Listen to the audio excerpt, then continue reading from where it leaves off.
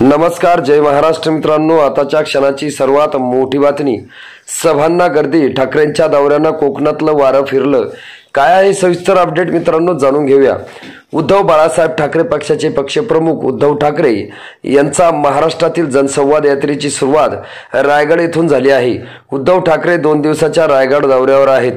उद्यापासून ते 2 दिवस रत्नागिरी व सिंधुदुर्ग जिल्ह्याचा दौरा करणार आहेत। मात्र पहिल्याच दिवशी रायगड येथील पेन येथून सुरू झालेल्या या दौऱ्याला मिळालेला मोठा प्रतिसाद पाहता आता रायगड लोकसभा मतदारसंघात ठाकरे गट कडवी झुंज देणार असल्याचं चित्र पाहायला मिळत आहे। उद्धव ठाकरे यांच्या दौऱ्यानं विरोधकांनाही आता याचा विचार करावा लागणार आहे।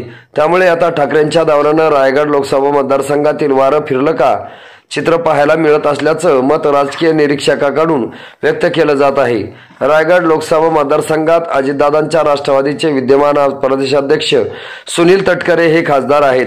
येत्या लोकसभा निवडणुकीत पुन्हा एकदा या जागेवर राष्ट्रवादीच्या सुनील तटकरे यांना उमेदवारी मिळण्याची दाट शक्यता आहे।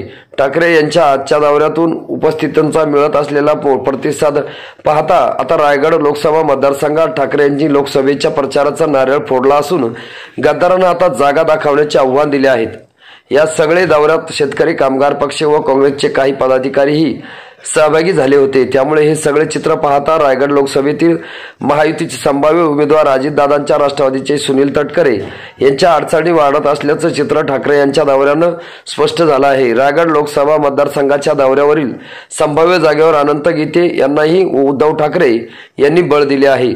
पहिल्या दिवसाच्या रायगड दौऱ्यात उद्धव ठाकरेंनी पेन, अलिबाग, रोहा भागाचा दौरा केला आहे। पेन भाजपचे रविशेठ पाटील हे विद्यमान आमदार आहेत, तर अलिबाग मध्ये मुख्यमंत्री एकनाथ शिंदे यांच्या शिवसेनेचे महेंद्र दळवी हे विद्यमान आमदार आहेत। त्यामुळे उद्धव ठाकरे यांच्या आजच्या दौऱ्याने विरोधकांनाही इशारा मिळाल्याचं मानलं जात आहे। मित्रांनो, तुम्हाला काय वाटतं? तुमची प्रतिक्रिया आम्हाला नक्की कळवा। भेटूया पुढच्या व्हिडिओमध्ये। तुर्तास धन्यवाद।